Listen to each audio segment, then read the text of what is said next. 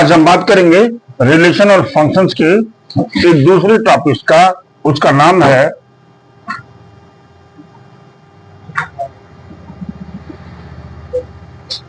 Composition of function. बताता हूं ये कंपोजिशन ऑफ फंक्शंस क्या होता है। ध्यान से हमारी बात सुनिएगा। मान लीजिए कोई सेट ए है ना, जिसमें हमने कह दिया कि ऑल स्टूडेंट्स ऑफ, ये लिख दिया मैंने, ऑल स्टूडेंट्स ऑफ क्लास 12, ये 12th के स्टूडेंट्स हैं। ठीक है, हमने एक ऐसा सेट माना जो क्लास 12th के स्टूडेंट हैं। ठीक है, एक और बी सेट हमने मान लिया roll number of the students. क्या मान लिया? Roll number of the students. अभी समझा देता हूं आपको। ये roll number of the students हो गया। एक और सेट सी हमने ले लिया, ये हमने नाम दे दिया इसको फेक कोड। क्या दे दिया? Fake code. बताता हूं आपको फेक कोड। आप जान रहे हैं कि roll number of the students है, रोल नंबर है ना लोगों का, तो यानी बी जो सेट है ये किसको बिलोंग करेगा?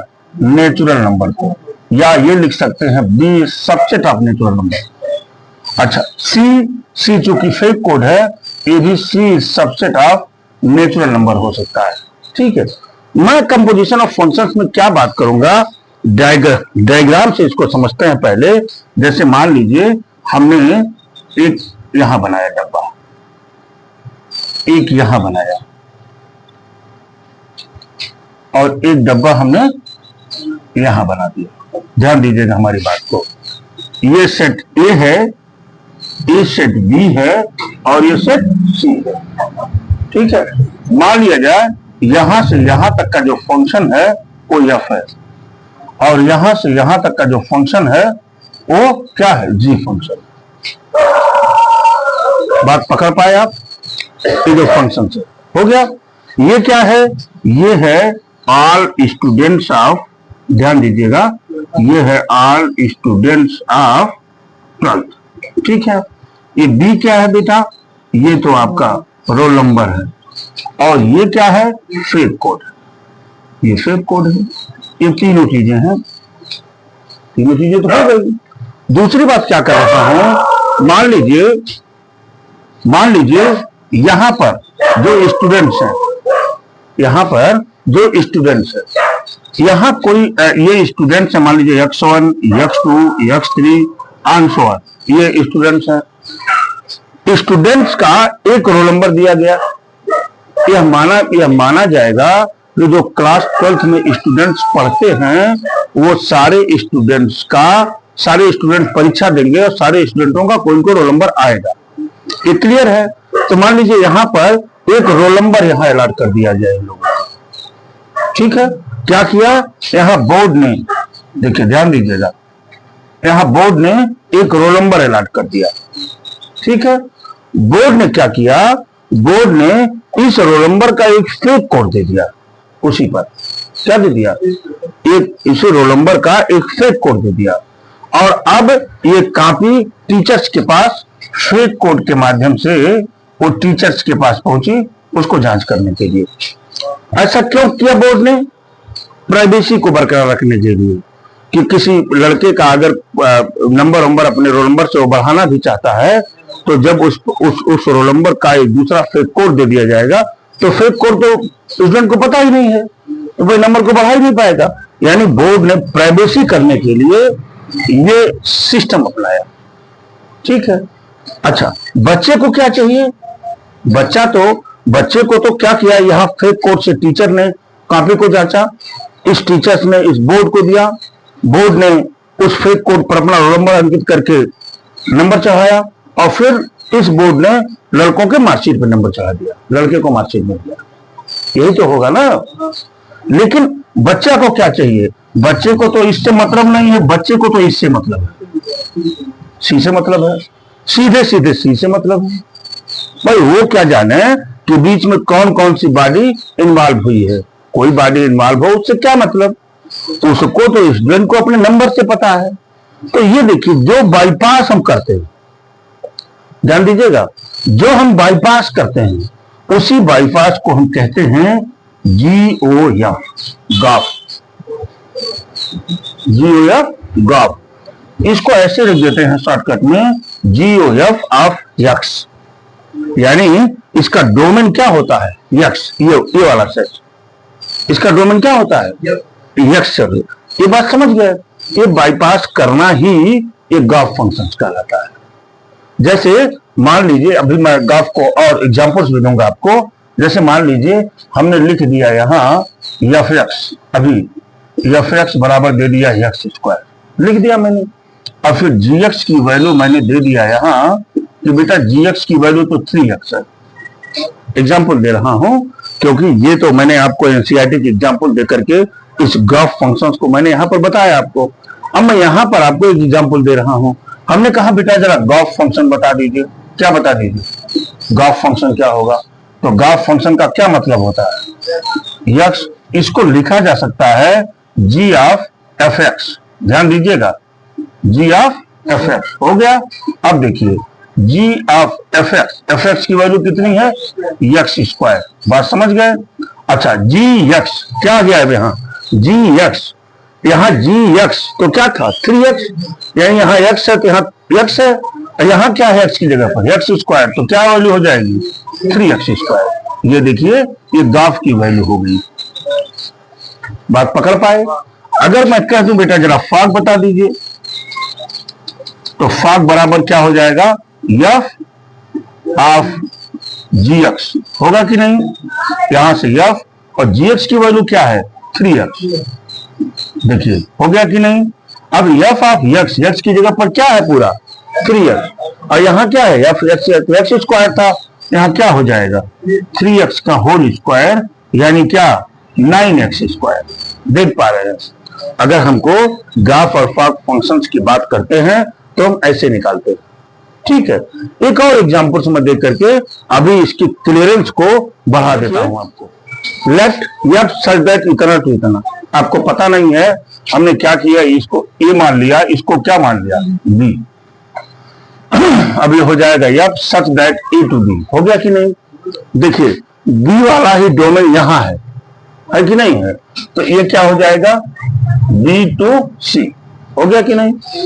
बोलिए, हमने क्या किया, हमने यहां एक डायग्राम बनाया। देखिए देखिए डायग्राम बनाया, ये देखिए ये डायग्राम, यहां 3 डायग्राम हमने बनाया। ये क्या है ए, ये बी, ये क्या सी। देखिए ये F such that A to B है, एफ फंक्शन है जो यहां गिवन है।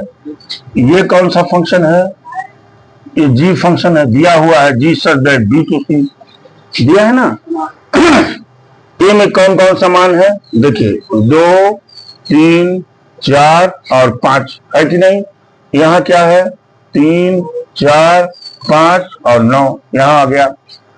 अच्छा, अब ये तो यहीं पर है, देखिए वही है, और यहाँ क्या है 7, 11, 15, ये हो गया। मैपिंग क्या करा है भाई, F2। देखिए x की वैल्यू 2 रख रहे हैं तो क्या मिल रहा है 3, यानी 2 का किससे मैपिंग है 3 से, हो गया ना। F3 का किससे है 4 से, बड़ी अच्छी बात।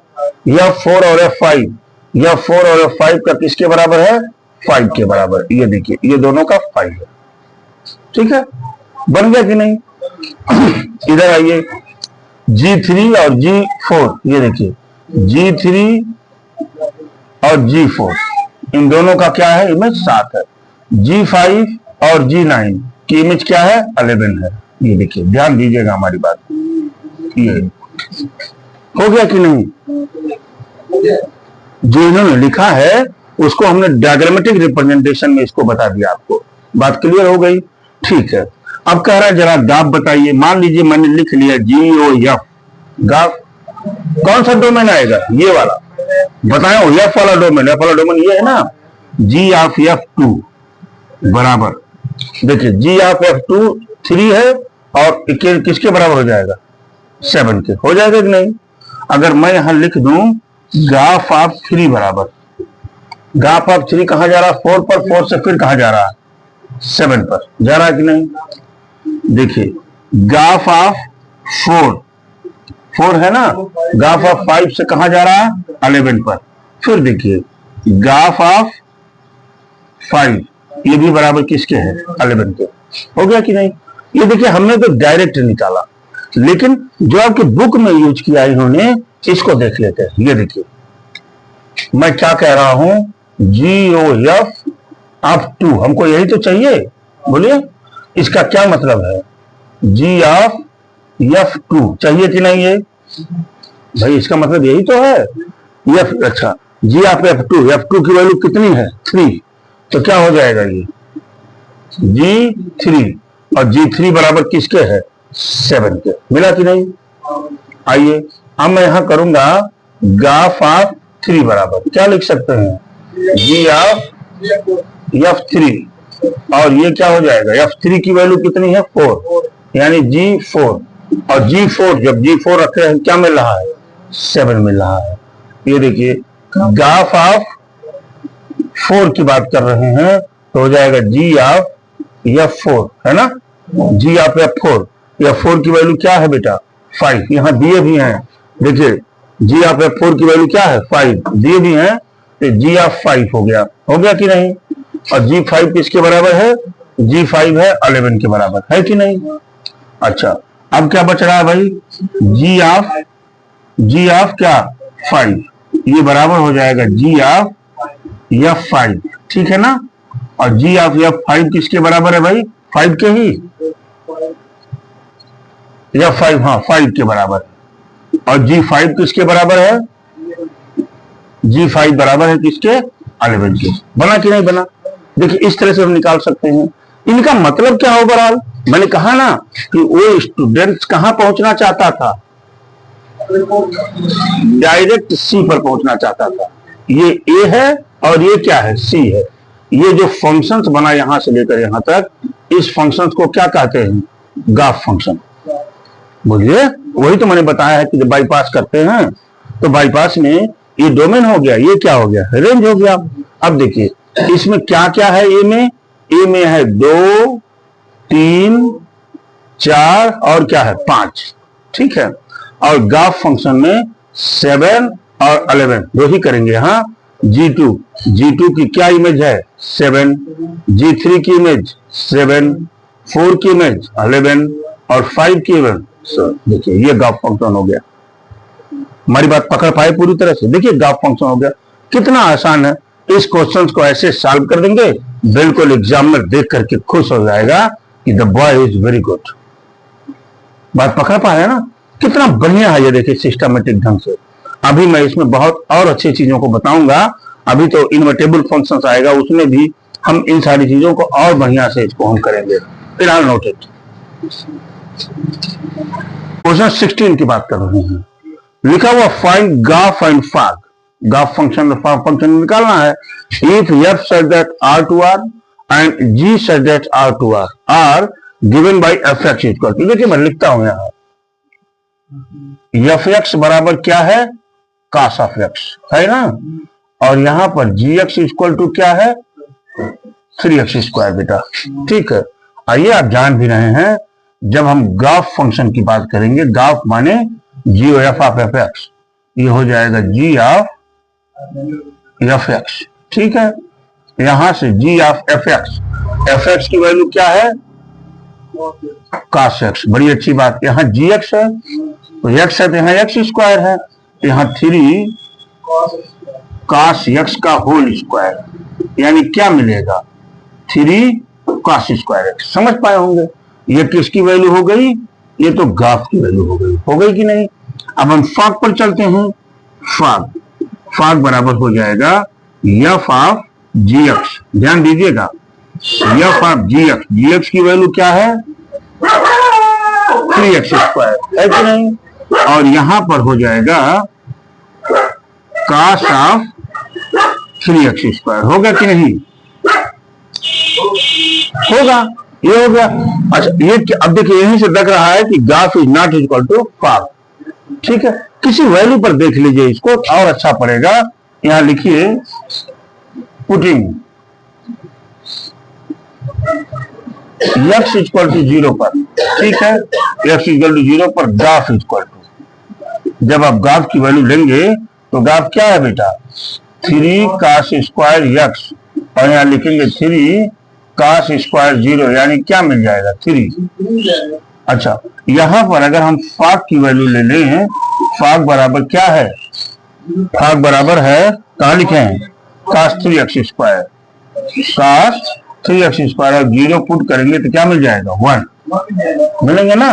लिख दीजिए एट x इक्वल टू 0 पर गाफ इज नॉट इक्वल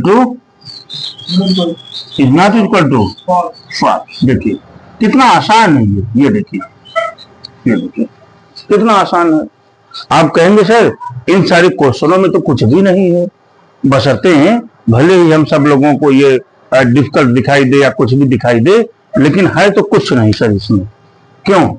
अच्छा चलिए लगे हाथ इसको भी देख लेते हैं।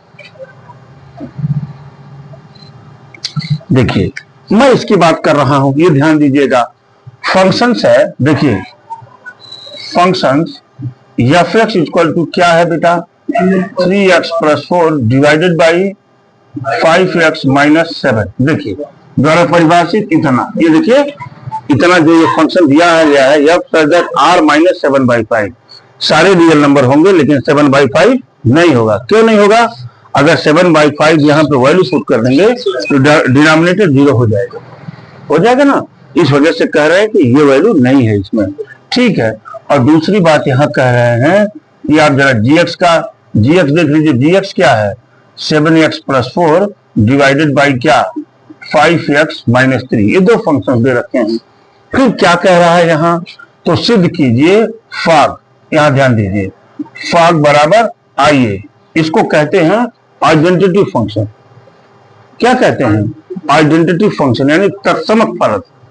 आइडेंटिटी फंक्शन का मतलब होता है ये फंक्शन है y की वैल्यू x के बराबर आ जाए, और जब इसका हम ग्राफ खींचते हैं तो ये वाली लाइन मिलती है, मालूम है आपको, ठीक है। अभी आप समझ जाएंगे ये होता है आइडेंटिटी फंक्शन, और ग्राफ बराबर यहाँ i भी है, ये भी आइडेंटिटी फंक्शन, दोनों को प्रूव कर देना है आपको, ठीक है। तो चलिए हम शुरू करते हैं, पहले किसकी बात करते हैं, फाक की। आइए फाक बराबर क्या हो जाएगा, एफ ऑफ gx होगा कि नहीं। चलिए एफ ऑफ gx की वैल्यू सब्स्टिट्यूट करिए, 7x plus 4 divided by 5x minus 3, ये तो वैल्यू हो गई, बराबर देखिए x है, एफ एक्स है ना ये, अब यहाँ एफ एक्स यहाँ है तो क्या लिखेंगे 3 ब्रैकेट में, जहां जहां x है वहां ये वैल्यू पुट कर देंगे, 7x प्लस 4 अपॉन क्या 5x माइनस 3, समझ पा रहे हैं ना। अब प्लस क्या हो गया बेटा 4, ये वाली वैल्यू डिवाइडेड बाई 5, यहां पर भी यही 7x plus 4 upon 5x minus 3 है ना, अब माइनस क्या है 7, क्लियर बात हो गई। This will be equal to, ठीक है, यहां मल्टीप्लाई कर दीजिए 21x होगा कि नहीं, अब प्लस क्या 12, अरे भाई 3 चौका 12, इसका तो इसमें क्रॉस मल्टीप्लाई हो जाएगा तो कितना हो जाएगा प्लस 20x, अब माइनस कितना हो गया 12 डिवाइडेड बाई, बहुत अच्छी बात 5x माइनस 3 हो गया, डिवाइडेड बाई यहां पर क्या हो जाएगा 35x, देखिए अब प्लस क्या हो गया 20, क्यों जी, अरे भाई 35x प्लस 20 माइनस 35x, क्यों जी क्या 35x, अब प्लस कितना 21 डिवाइडेड बाई 5x माइनस 3, ये वाली वैल्यू तो कैंसिल आउट हो गई आपकी, ठीक है जी, ठीक है, बड़ी अच्छी बात। ये देखिए माइनस 12 प्लस 12 कैंसिल हो गया, minus 35x plus 35x cancel हो गया, 2120 कितना हुआ, यहां से शुरू कर देते हैं, फाग बराबर हो जाएगा 41x डिवाइडेड बाई, नीचे क्या आया, नीचे भी आ गया क्या 41, देखिए ये कट गया ना, ये फाग बराबर x, ठीक है। देखिए आपने प्रूव कर दिया, यहां जो ix कह रहा, आइए माने x, बात हमारी पकड़ पाए आप? यहां से देखिए एफ हो गया ये। अब हम ये कह रहा है, जरा ये दिखा दीजिए कि फाफ भी आइडेंटिटी फंक्शन है, गाफ भी आइडेंटिटी फंक्शन है, तो हम गाफ को भी दिखा देते हैं इधर। आइए,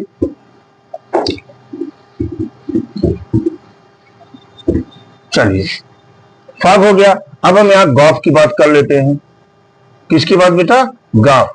गाफ क्या होता है?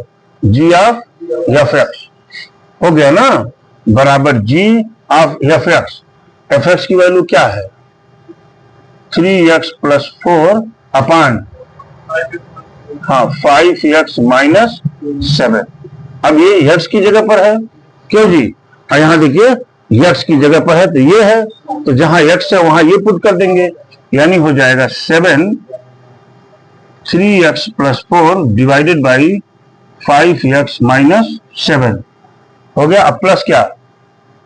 प्लस 4। बात समझ पा रहे हैं ना? डिवाइडेड बाई कितना है? 5, क्यों जी? 3x प्लस 4 अपान 5x माइनस 7। अब कितना है? माइनस क्या? 3, क्यों जी? अरे वही तो जी एक्स में है। चलिए, बराबर यहां कितना हो जाएगा? 7 त्रिक 21x प्लस 7 चौक 28 प्लस 4 पचे 20x माइनस 28। नीचे ऊपर कट जाएगा, ये कट जाएगा बेटा। कितना हो जाएगा? 15x प्लस 20 माइनस 15x अब प्लस क्या? 21 हो गया कि नहीं? देखिए, minus 15x plus 15x minus 28 plus 28 कितना हो गया? 41x अपान 41। ये देखिए बराबर क्या मिल गया? यक्स। यानी ये भी आइडेंटिटी फंक्शन है। यही प्रूव करने की बात ये कर रहे थे कुल मिला जुला कर आपसे। ठीक है ना? देख पा रहे होंगे कितना आसान है ये गाफ और फाफ फंक्शन। ठीक है, अब जो थ्योरम बताएंगे आप इसके नीचे जो एग्जांपल्स में है, आपके कभी कभी 1 नंबर के ऑप्शंस में वो सारी चीजें आ जाया करती। देखिए, ठीक है, मैं एग्जांपल 18 की बात करूंगा।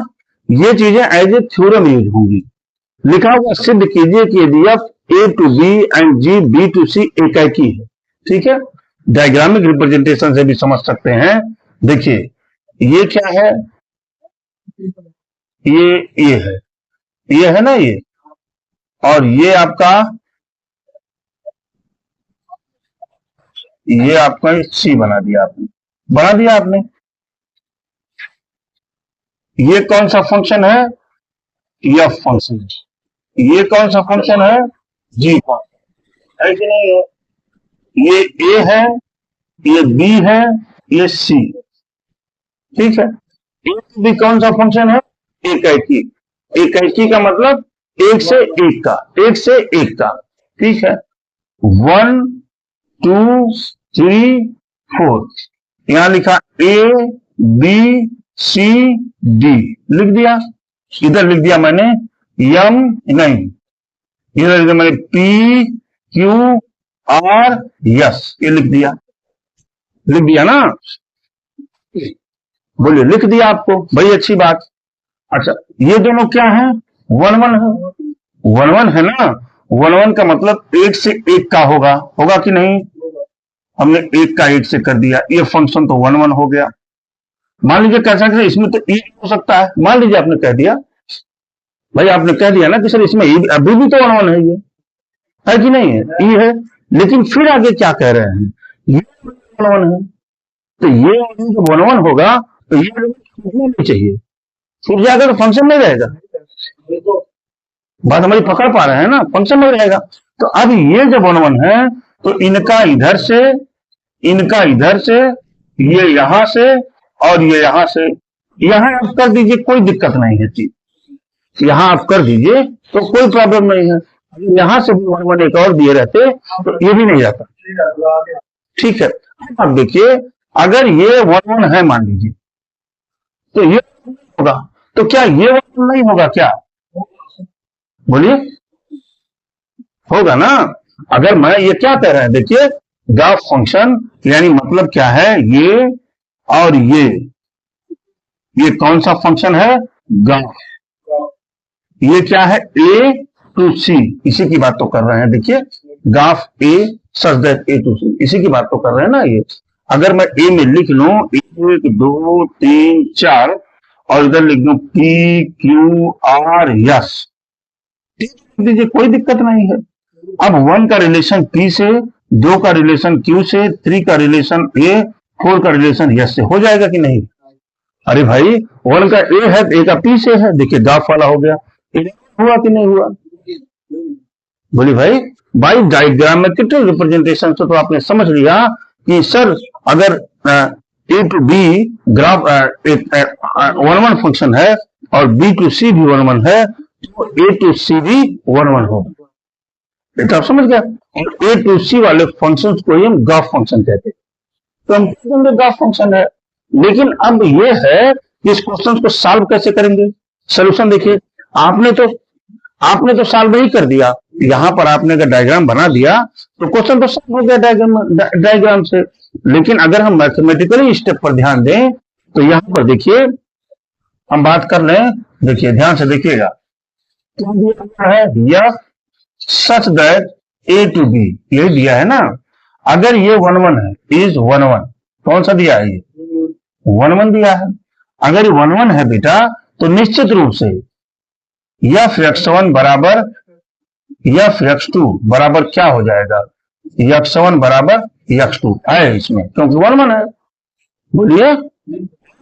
अच्छा मान लीजिए कह रहा है ग्राफ बताइए, तो अगर मैं लिख लूं जी ओ एफ ऑफ x1 बराबर जी ओ एफ ऑफ x2, ये बात कर लूं मैं। अरे भाई इसको ग्राफ फंक्शन को प्रूव करने के लिए क्या करेंगे? ग्राफ ऑफ x1 बराबर ग्राफ ऑफ x2 इंप्लाइज किसको करना चाहिए?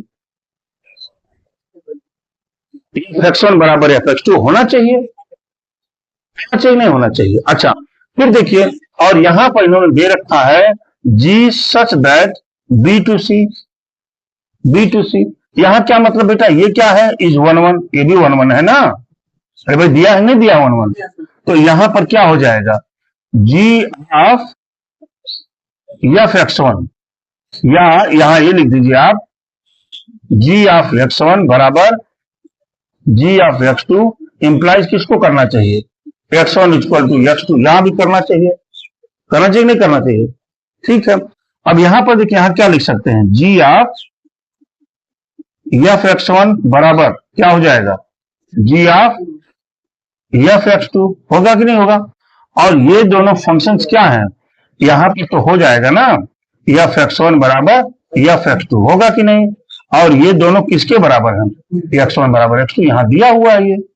Hence we can say that, hence we can say that, है ना, ग्राफ फंक्शन इज आल्सो 1 1, होगा कि नहीं होगा भाई? होगा ना। ये देखिए प्रूफ। इसी तरह से एज ए थ्योरम यह भी यूज होगा। ठीक है, अगर ए टू बी फंक्शन ऑन2 है और बी टू सी फंक्शन ऑन2 है तो ग्राफ फंक्शन भी ऑन2 होगा। ऑन2 का मतलब इधर टूटना नहीं चाहिए। ठीक है, आप आइडिया लगाएंगे तो यहां भी आप इस क्वेश्चन को भी आप डायग्रामेटिक रिप्रेजेंटेशन से भी प्रूव कर सकते हैं। देखिए ये चीजें हमने यहां कर दिया, इसको कर नहीं रहा हूं, थ्योरी आप लिख लेंगे। लिख लिया 1 2 3 4 ए बी सी डी और यहाँ पी क्यू आर एस लिखा मैंने। यहाँ 1 का मैंने 1 से किया, 1 का मैंने 1 से किया, ये यहाँ किया, ये यहाँ किया, क्या ये 1 1 बना दिया हमने। अगर हम ऑन2 की बात भी कर लें तो यहाँ 3 को छोड़ दें और यहाँ 4 को छोड़ दें, अगर नहीं, हाँ 3 को नहीं, 2 हो नहीं सकते ना, फंक्शन कहाँ होगा ये। चलिए 4 भी कर दिया मैंने, यहाँ डी हो जाएगा ये। अच्छा क्योंकि तो ये इसका सारी इमेज यहाँ होनी चाहिए, वो भी प्री इमेज होनी चाहिए, इमेज बनेगी तो इनटू हो जाएगी अभी। तो यहाँ पर A to P, B to Q और सी टू आर, ये देखिए अब मैं कह दूं कि ये दोनों, ये ए है, ये बी है, ये क्या है? सी है, एफ, ये कौन सा फंक्शन है? जी है। तो आप बड़े हिसाब से नहीं कह सकते हैं क्या कि गाफ फंक्शन इज ऑन टू, बोलिए कह सकते हैं नहीं कह सकते हैं? उसी बात की बातें कर रहे हैं। तो कभी एज ए थ्योरम इसको यूज करेंगे, एज ए कॉन्सेप्ट यूज करेंगे कि अगर f such that A to B onto है और g such that B to C onto है, तो गाफ ऑफ ए टू सी भी ऑन टू होगा। उसी प्रकार से अगर एफ ए टू बी आपका 1-1 फंक्शन है और G B to C 1-1 function है, तो गाफ भी 1-1 होगा। ठीक है, इसको आप लोग बखूबी समझ गए होंगे और ये देख भी रहे होंगे कि बिल्कुल बड़ा आसान है ये। अभी मैं जब इसके आगे एग्जाम्पलों को क्लियर करूंगा तो और मजा आने वाला है। समझ रहे हैं ना? तो फिलहाल आज के लिए इतना ही। Thank you very much.